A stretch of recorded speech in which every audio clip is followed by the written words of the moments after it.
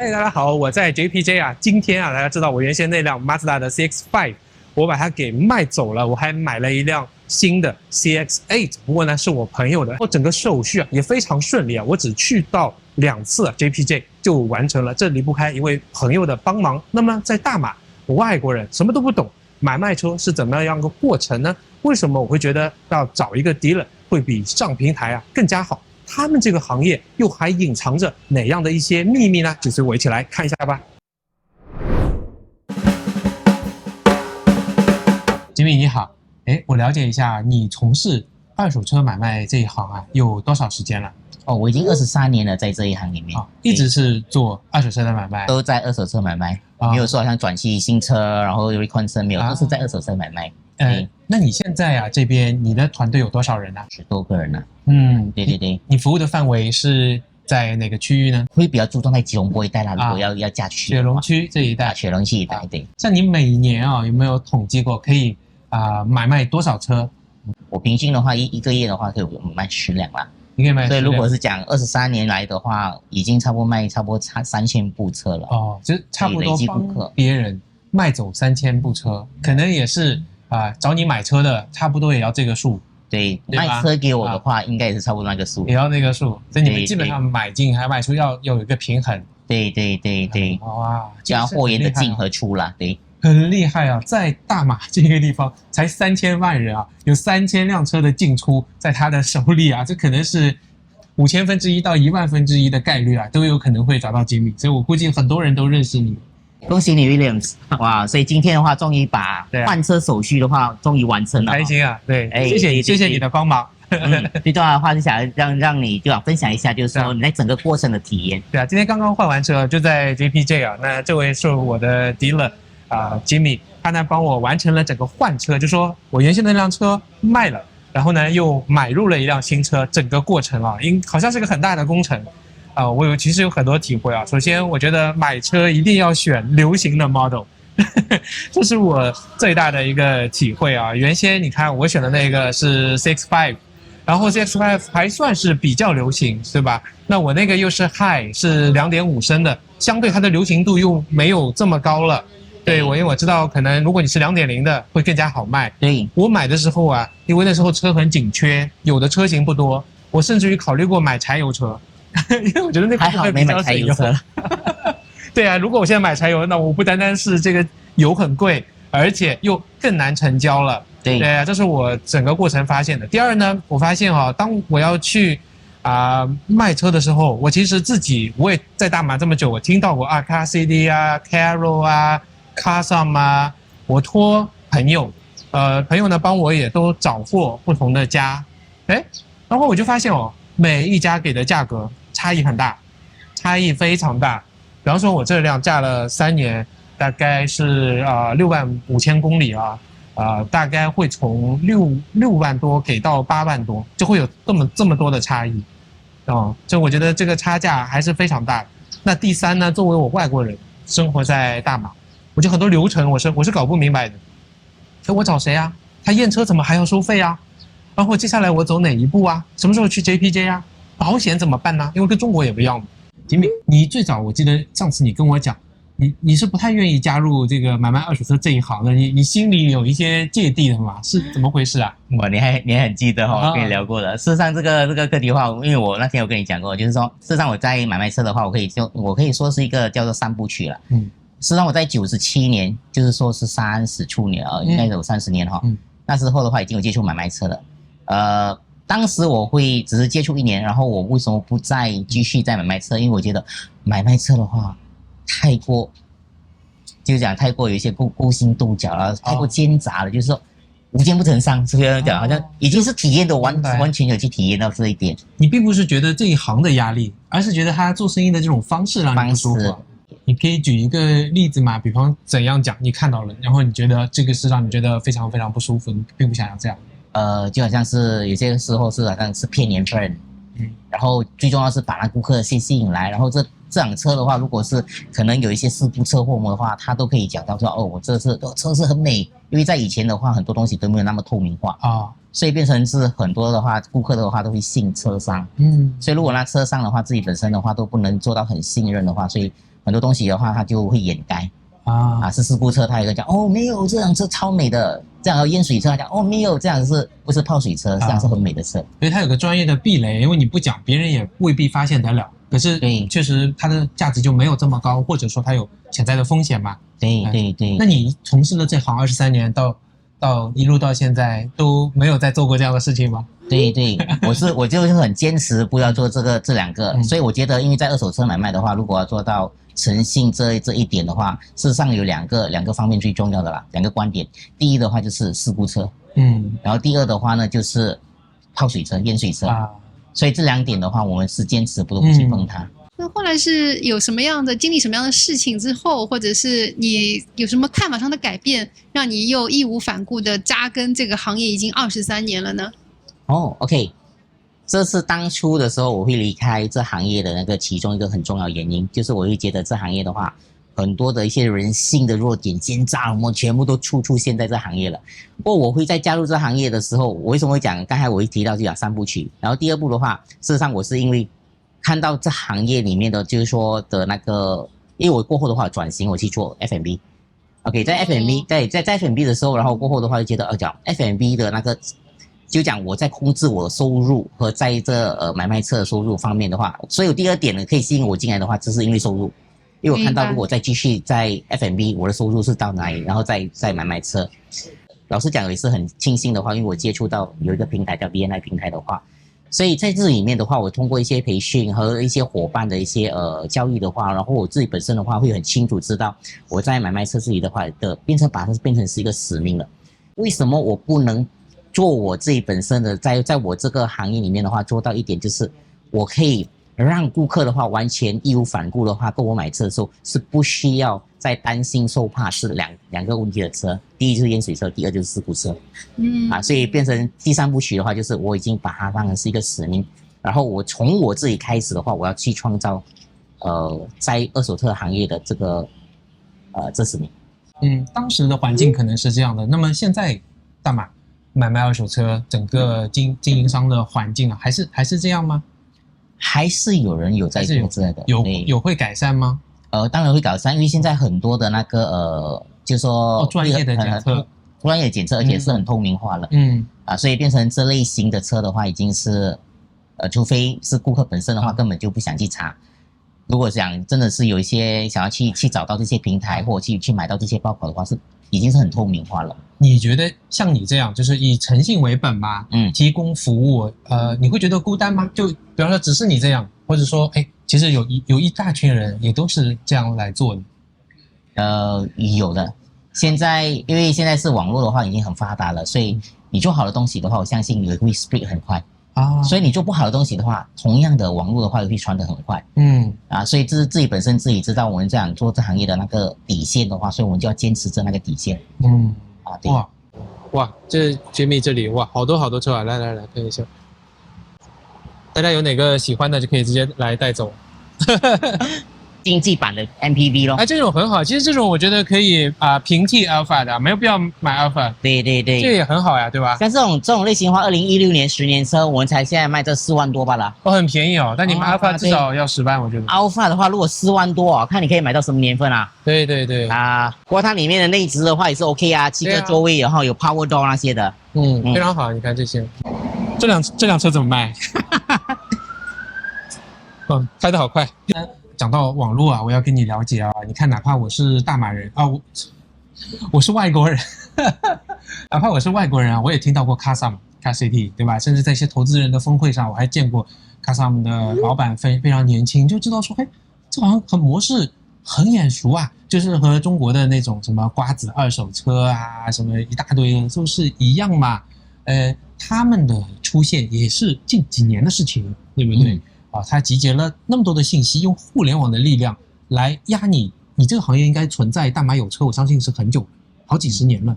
在你这个行业嘛，你会感受到压力吗？与其选择是把它当成是竞争，我更宁愿的话把这些大的平台的话当成是协商啦。协商。对，把它当成是 collaboration， 因为它有很全面的一些验车服务估价所以正好我看我们是怎样去看它。如果我们把它当成是竞争的话，我觉得哇，它就跟我们竞争在抢着一些客户或什么。我切宁愿的话，把它当成是协商。哦，就我觉得你这个说法其实代表两层意思。首先，竞争确实存在，对，它更像是一个 online 的 dealer 嘛，对吧？那么几家，他们现在有没有使得像你们这个行业，像你，跟他比起来没有这么大啊，这样的一个 dealer 数量会变得越来越少，做生意的难度会变得越来越难，会吗？多多少少啦，会影响。也会啊，对，所以你说感觉对你来说还好哈。对啊，那你一定是找到了你自己的一些生存之道和经营之道嘛。所以你刚讲的第二点，我觉得就特别好，就是说，与其把它竞争，不如视为一种合作嘛。对，那我就来了解，像他们这些出现，你是怎么样跟他合作呢 ？OK， 是很简单的，就好像现在顾客的话想要卖车的话呢，因为 Custom 和 Carro 的话在已经全马的话有一定的知名度了。所以变成很多顾客的话，就讲他在卖车给二手车商的时候，他们都会想，是不是 Custom 会比较高一点，或者是可能 Carro 可能会比较高一点嘛？所以我为什么会选择跟他们合作的话呢？就是我倒不如的话，我就提供顾客一条龙的服务，就是说在 Custom、Carro 和二手车买卖的最好的估价的话，我都帮顾客一次性解决。明白了，就是你可以这些平台你都可以注册为你是一个合格的 To B 的。供应商一个经销商，然后相当于你一次过可以对到这些平台都可以去对接，是这样的。因为我跟你的经验也是这样，那我希望去找这家，然后这家来了解一下，那家来验车一下，其实都完全找你一个人就好了，全部透过你，就能解决这个问题。是这个意思吗？是的。OK， 我个人的体会我也觉得这样会变得更加方便，因为我觉得当我面对平台的时候好像怎么讲？首先，3家对我来说是3个完全不一样的机构。第二呢，这每一家因为他们都是互联网公司，它都是清晰的流程。清晰的流程会有什么问题呢？就是你会感觉到它是一步一步照着系统来走。要不要验车？就没有那么多人情味的见面沟通我的很多疑问，我就担心其实他没有把好价给我啦，能不能卖走这些我都回答不了。还有呢，因为每一步都是陌生人，比方说电话的客服是这个印度人，那他会一直打我电话说你决定了吗？你卖了吗？有没有找过其他家？我有时候又会觉得很烦，我真的决定不了但是有你的话，我就可以商量这我觉得很大的不同，就有一个人你信得过他，就可以直接找他商量。对而且是除了是可以就讲不是那大之外的话呢，就讲我要提供比较全面的那些估价服务。所以变成的话，你是可以一次性的话就可以一次接触，就不需要好像自己本身的话，Custom 的话自己本身要去一次，然后 Carro 的话去一次，然后二手车买卖的话要去一家一家去问所以变成会有这样的那个顾虑。我估计要不了几年，我儿子的车就要来找你买，17岁就可以驾车了是吧？对，打了驾照的话就可以驾车了。他前2天问我说，可不可以？他说在停车场，你先让我驾一下，我想体会一下。我说不行，你等到17岁自己去考。没有，刚学会驾车的话，很多人买一个比较小型一点的嘛，就讲不会买那么大辆。对。那你可以介绍一下，比方说找你的话，你的全面一个是体现在一个人会对这么多家，还有比方说从头到尾还能总共提供一些什么样的东西呢？整个购车的过程的话，所需要的一些所谓的整条的产业链的话，事实上我们都有提供服务了。比如说，就好像是讲 ，OK， 当你开始要卖车的时候，从开始卖车，然后到买车，然后到过后的一些售后的服务，就好像买车所需要的那个，好像金融服务，我们都有提供，就像可以帮他安排金融服务贷款，然后就是说，然后做JBJ 的那个 name transfer， 就是讲那个个名服务，然后甚至是整个那个保险。入税，甚至是可能在送车方面或么，然后还有一些很小的细节，就好像换车牌这些手续的话，我们都可以一律处理了。对，我的感受也是，因为中间其实有很多细小的事情是我不懂的，比如说你要去政府验车然后像外国人你要歌名的话很麻烦嘛，我们其实要跑去 JPJ 要准备资料，有可能退那个保险的时候还要去和银行要去拿到一些 certificate， 我都至少我说我可以找你，有一些你们的 runner 可以帮忙，有一些就是找你咨询一下就好，这就让我感到特别放心因为我找平台，我觉得那难道我要打一个专线吗？或者说我该去找谁，怎么样去问呢？就让我感到有些困惑了。对，啊，所以我们讲跟买卖车的话，我们都是在做就讲全面性的那个服务了。不然的话就讲有些东西讲我不清楚的话，然后要去问别人的话，这样的话就会比较也给顾客不方便所以我们只要做到的话，可以做的话，我们都做到顾客方便。对，我想还要跟你了解就是朝未来来看呢，那些在线的互联网的公司，它的信息的搜索能力肯定会变得越来越强嘛。我相信，如果你只是普通的把一辆车收进来卖走，那这些事情很可能他们就可以做得更好、更有效率一些嘛。所以你也说你在变，你在做着一些什么不一样的那些服务给到你的客人，他觉得说，我只能找你来买就是找这样的individual 的 dealer， 就是我可以获得就是其他地方获得不了的东西，那些是什么 ？OK， 我看首先第一点的话，就像刚才我们提到的，就是 personal touch。因为很多东西的话，就可以直接的话，就讲可以通过我自己的话，就可以得到一些信息。然后你如果通过一些大的平台的话，就是讲可能你卖车，你可能只可以问到这个人，然后你买车的时候跟他讲我不知道了，然后你要替另外一个人负责，所以变成你会觉得哇好麻烦呢，我要去对好多个人。所以在这里的话，我们是一个 personal touch， 就讲可以直接的话，通过我一个人的话就可以给到这些信息了。很完整的信息。对。然后如果你讲第二点的话呢，我觉得的话是其实我看有些车一般的渠道很难买到，像那些商用车啊，还有你之前还定位那个皮卡恐怕你如果在线上查到的就会比较少。但是你会去盯这些专有的这些细分是吗？对，会找到你对，就是说细分的话也是有一个就是因为现在市场上的话，如果做普通车型的话，应该是可以占了市场上的90多%。所以我为什么会把业务的话专注在多一点是在那个皮卡和那个客货车就是因为在市场上第一是做这皮卡和做那个客货车的话没那么多所以变成它的那个价位的话会比较 stable。对，总有那些平台就是覆盖不到的地方，需要真正的就是有能力去非常深入了解这个行业的销售或者是 dealer 来做的对，可以说他已经把市场的二手车的那个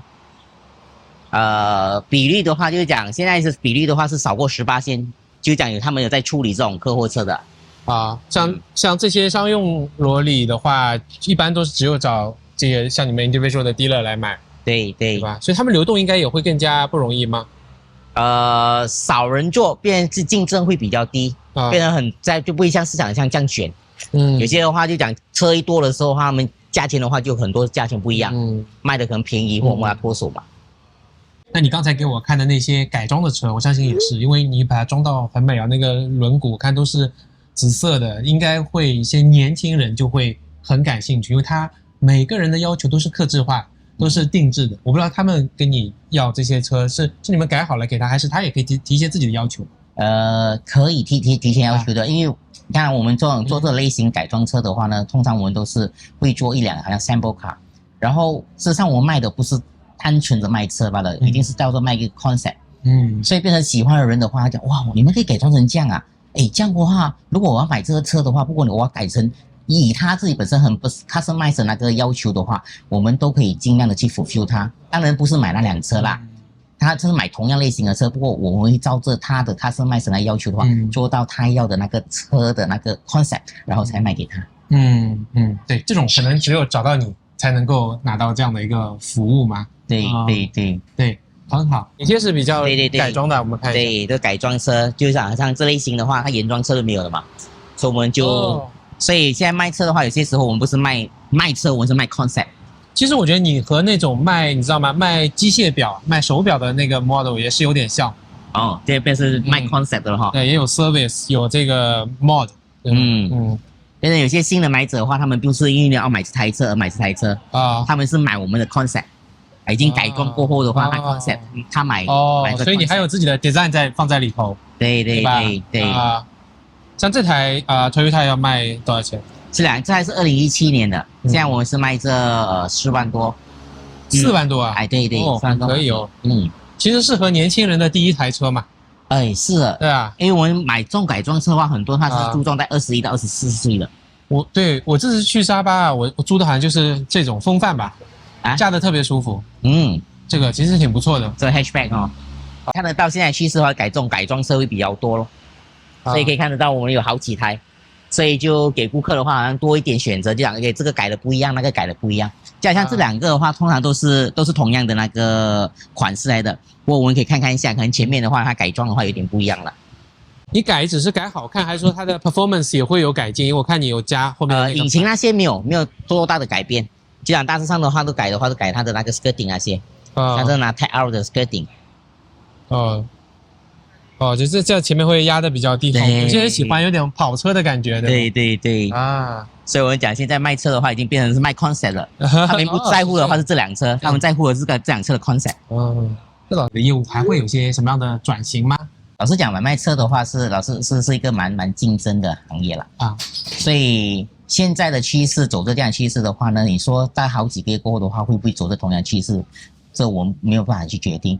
不过我们能做的话，就是说。